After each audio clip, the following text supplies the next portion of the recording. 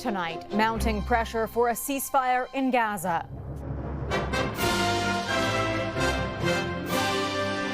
Ramping up calls on Israel and Hamas. There must be an immediate ceasefire. Officials weigh a possible final hurdle for an agreement that would halt the fighting. The systemic discrimination faced by queer and trans Black Canadians. I experienced an incredible amount of hate. Growing demands for the creation of a national organization. Plus, TikTok takeover on the dance floor. The instructor using online influence to help inspire kids and their fancy footwork.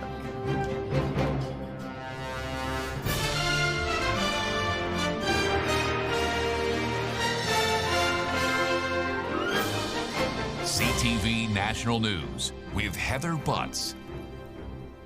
Good evening. The prospect of a ceasefire in the Israel-Hamas war still hangs in the balance tonight. Pressure is mounting to halt the fighting, but the path to that agreement coming to another roadblock as more accounts emerge of the toll this conflict has taken recently and when it began back in October. CTV's Tony Grace reports. The horrors of war laid bare in Gaza. Funerals today for some of the more than 30 people reported dead this weekend after Israeli airstrikes in Rafah. My son is still under the rubble, says this man, who also said 3 of his relatives, including 2 children, were killed. Also in Gaza, the Israeli military sharing video of what it said was a strike on a terrorist target in Khan Yunis. I think the airstrikes will continue right up until the moment where both sides agree to the ceasefire terms, but it will only just accelerate and accentuate the need for the ceasefire. Ceasefire talks resumed in Egypt today, but Israel didn't send a delegation. Israeli media reporting the government wants to know which hostages are alive and how many Palestinian prisoners Hamas is seeking in exchange. International pressure is building to end the fighting and get more badly needed aid into civilians. From the U.S. Vice President today, there must be an immediate ceasefire. For at least the next 6 weeks. Another tragic link to the conflict will be in focus this week. A UN envoy's findings on sexual violence in the October 7th Hamas attack in Israel. We need the most credible, internationally recognized body to say the truth, to reveal what actually happened. Professor Ruth Halperin-Kadari played a key role in getting envoy Pramila Patten to visit Israel in January for a closer look at witness accounts and police reports. Today, she urged this group in Toronto to pressure advocates and world leaders for accountability. Hamas committed crimes against humanity, including in the form of using sexual violence as a tool of war. The UN envoy's initial findings are expected to be made public this week, with a full report to the UN Secretary General by the end of the month. Heather. Tony, thank you. Emotions and tensions surrounding the conflict are running high in Canada this weekend. An Ontario man was arrested today after firing a nail gun towards pro-Palestinian demonstrators outside a synagogue. Chaos broke out at this demonstration north of Toronto as shots rang out. I'm shot twice. Both of the shots hit me here. It didn't pierce through. This man didn't want to be identified, but said a battery pack in his pocket stopped the nails from going through. A 27-year-old man is facing 4 charges, including assault with a weapon. No one was injured. Ceasefire now! Protests in Toronto continued today as hundreds blocked streets calling for a ceasefire. It comes a day after a demonstration outside the Art Gallery of Ontario forced the cancellation of an event with Prime Minister Justin Trudeau and his Italian counterpart. The death toll from a Russian drone strike in southern Ukraine has almost doubled since Saturday. Rescue workers sifted through the rubble in the Ukrainian port city of Odessa looking for survivors. 5 children were among a dozen killed. In a separate attack today, dozens of apartment buildings and a school were heavily damaged in an eastern town near Donetsk, wounding 16 people. There are mounting concerns tonight about the rising tide of hate in this country faced by queer and trans Black Canadians. A summit in Ottawa this weekend gave people a place to gather and call for the creation of a national organization to help support the community. CTV's Colton Prale reports.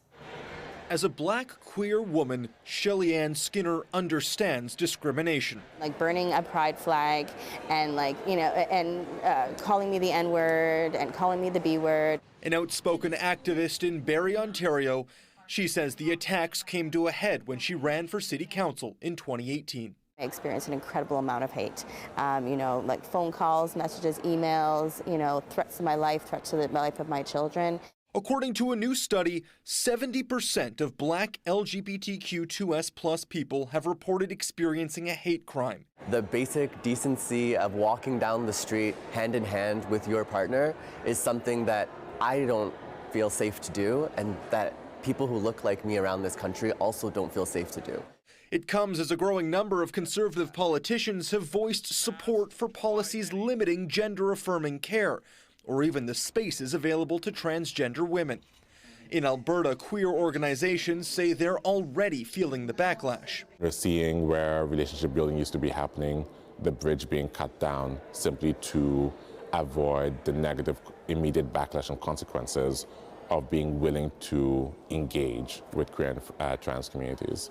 Advocates are calling for the creation of a national organization dedicated to specifically supporting queer Black Canadians, citing a lack of resources outside of major cities, while those that do exist are often unequipped to handle their unique situations. It's not something in Edmonton, it's not something in Ottawa, it's a feeling of unsafety that Black, queer and trans people have all over this country. The Gender Equality Minister says the summit is a reminder of the need to push for progress, but Ottawa wouldn't commit to funding the creation of a new organization, only saying that everything is on the table.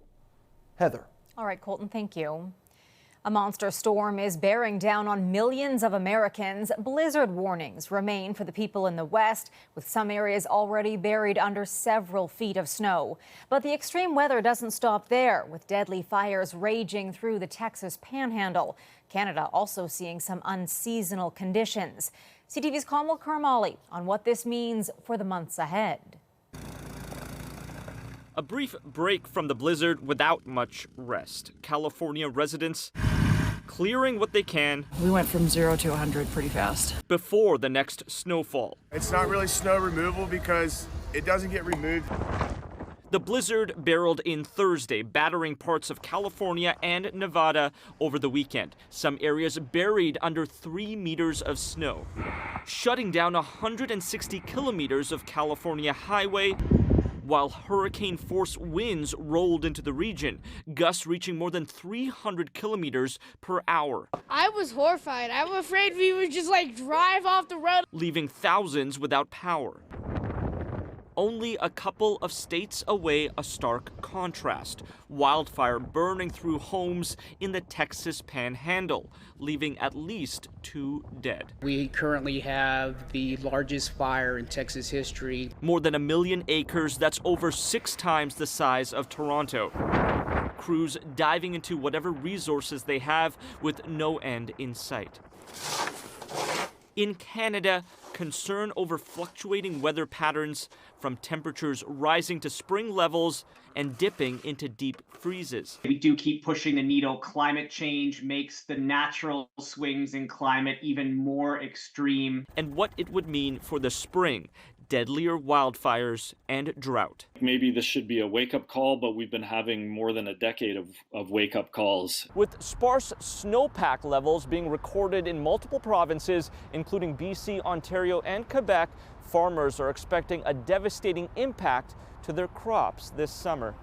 Heather. Thanks, Kamal. In Washington, a first victory for Nikki Haley in the 2024 campaign tonight, winning the Republican presidential primary in the District of Columbia. Haley defeated Donald Trump, carrying nearly 63% of the votes to his 33%. The symbolic win follows her losses in the Missouri and Idaho caucuses over the weekend, just 2 days ahead of Super Tuesday.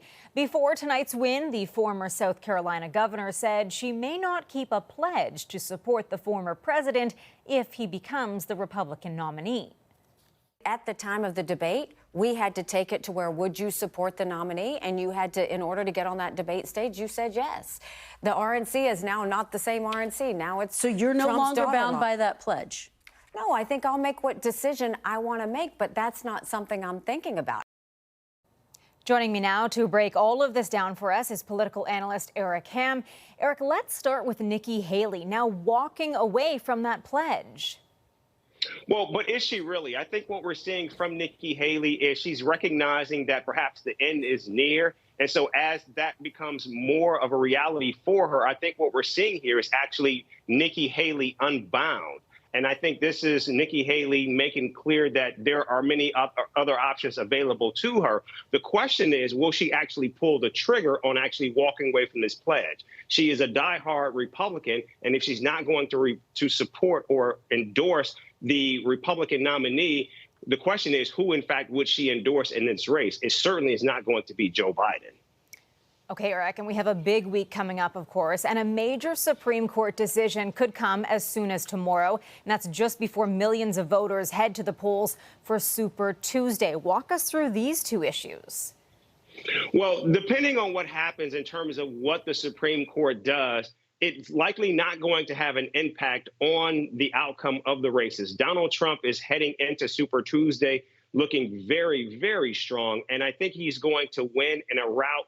The only thing about what happens in terms of what the court does will determine whether or not it impacts Donald Trump and his ability to actually stay on the ballot in some of these Super Tuesday states. Perhaps not maybe tomorrow or March 5th, but possibly March 12th. Eric, here in Canada, we hear the term Super Tuesday. Just how big is Super Tuesday, and what are you looking for?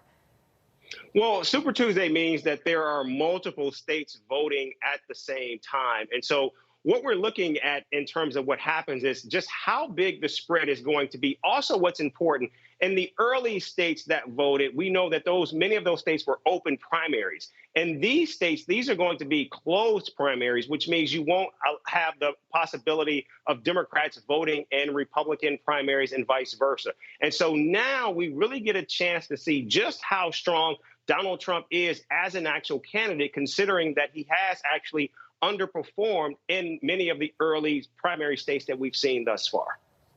All right, Eric Ham joining us tonight. Thank you. Violence is surging in Haiti. Overnight gangs attacked the country's largest prison, allowing thousands of inmates to escape. The National Penitentiary in the capital was nearly empty following the attack by armed groups seeking to overthrow the country's prime minister. Police have regained control. The jailbreak comes amid increasing violence in the capital. In the last week, several officers have died along with gang members. Many of the families of those missing from Malaysia flight MH370 are again holding out hope for word about their loved ones. We are committed to that search, and the search must go on.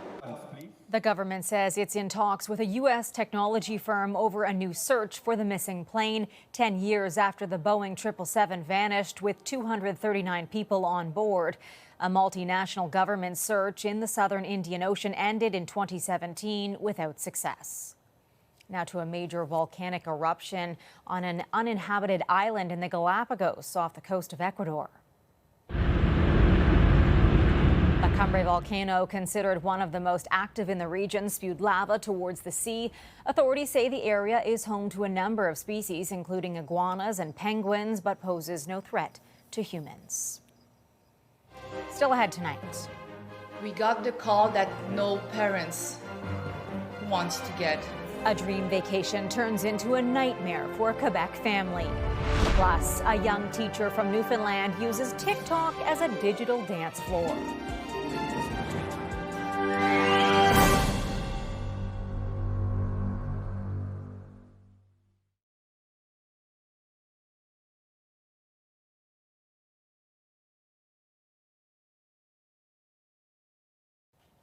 A Quebec family overcome by grief following the death of their son is speaking out tonight. The 24-year-old fell from a balcony at a resort in the Dominican Republic and later died. CTV's Stéphane Giroux speaks with the family as they seek answers. In mid-January, William Garot, his girlfriend, and some of her relatives were vacationing at an all-inclusive in Punta Cana. But on the 15th, his parents back home received a panic call from William's girlfriend. We got the call that no parents wants to get. William, they were told, fell off the third-floor balcony and was critically injured. Sylvie Marcotte jumped on the next flight to Santo Domingo, but it was too late for her son. So I wanted to see him, I wanted to touch him, I wanted to see and maybe just try to talk to him. The grieving parents then discovered their son's behavior was bizarre before he fell, and he was in distress. Because he was not there, it was absolutely hallucinating. Hotel security simply picked him up and dropped him in his room rather than call an ambulance or a doctor. Garot fell off his balcony shortly after. His parents suspect he was drugged, and he wasn't the only one. They say his girlfriend's younger brother had the same symptoms. The younger brother came in his parents' room and was like absolutely not making sense. The medical examiner did call for an autopsy and a toxicology report, but the parents can't access the results. Police never questioned the other victim or anyone else there that night. The family hired a lawyer to help them find answers. There's a situation where there's a young man that died after suspicious circumstances that would be easily enlightened by the cooperation of the authorities, the local authorities, I mean. Stéphane Giroux, CTV News. Still ahead, a decade of dedication. We've talked to people over the phone and stuff, but it'll be cool to meet them. The next step for a teenager and his labor of love in Kenya.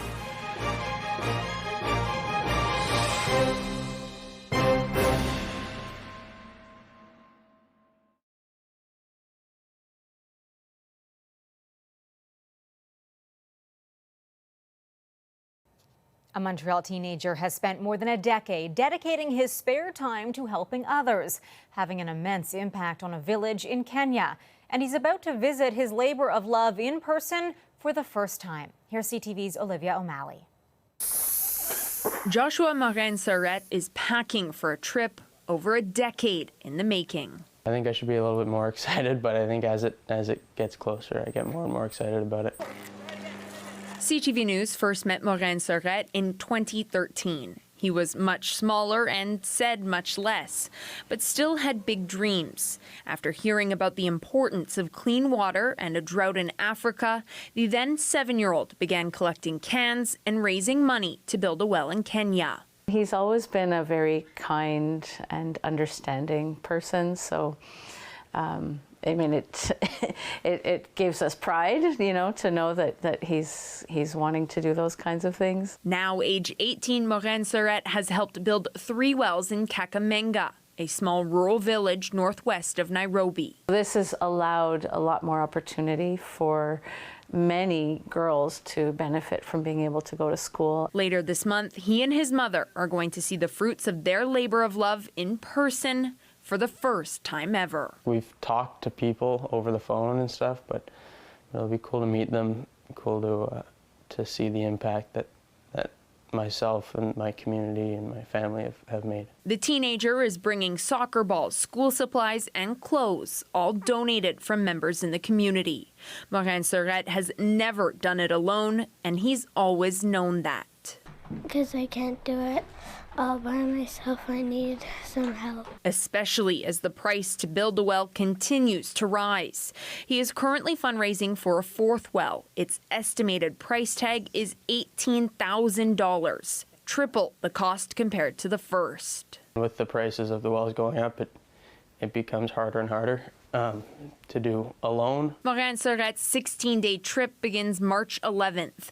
A more than decade-old dream he and his mother still can't believe is coming true. Olivia O'Malley, CTV News. The incredible playing career of NBA legend LeBron James is still going strong and soaring to new heights. James against Porter, drives, spins, gets inside. It's good. It's 40,000 for LeBron James. The Los Angeles Lakers superstar became the first player in league history to score 40,000 points, adding to his remarkable legacy as he attempts to put the career scoring record out of reach. Another phenomenal basketball achievement, this one in the women's game at the college level. This for college basketball history. She does it with a foul shot. Iowa Hawkeyes star player Caitlin Clark became the all-time leading scorer, male or female, the 22-year-old passing Hall of Famer Pete Maravich. When they announce it and everybody screams, that's when I know, but pretty cool. A record-breaking moment more than 50 years in the making. Good for her. After the break, inspiring the next generation on the dance floor. The influence of fancy footwork online.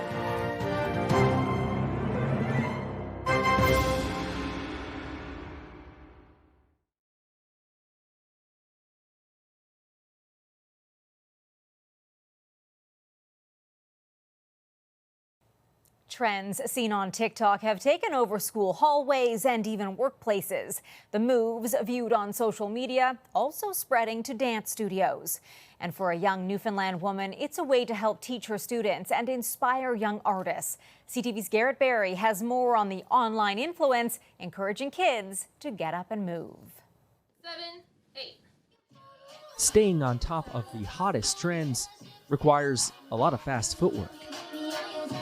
TikTok dances usually are more than one style combined into one, and you'll see them usually, like, it could be street jazz and hip hop mixed into one together, which usually you don't see a whole lot. But for these young learners, So we go 1. it's really no sweat. I like doing dances and I have a lot of friends. And like if we forget it, then we watch the people like in front of us. Kimberly Whiteway's TikTok class is a hit. She lifts her lessons off of the top trends on social media. Sure, TikTok is one of the hardest classes I teach. The kids all will probably tell you the same thing. So confident in its success, the 23-year-old made it a part of her plan to build her own dance studio. Honestly, I think it's so popular because all these girls are seeing the dances themselves before I teach it. So they're seeing it on their own phones at home. They can see, they're scrolling through. The young woman makes sure to include some healthy boundaries for kids when it comes to their social media use. We talk about different things with social media and, like maybe what not to do, what to do. She's a TikTok maker herself with a few hits on the platform with thousands of views. So by the time I actually teach the kids, it's like second nature. I like a lot of them. Like the speed and the moves. The trends are always changing, new hits almost every week. So what makes dance fun to do? Mostly everything. And her students can't seem to get enough. You guys are all... Garrett Barry, CTV News, St. John's. That's our show for this evening. I'm Heather Butts. For all of us at CTV National News, thank you for watching. Sandy and Omar are back tomorrow, and I'll see you again on Friday. Good night.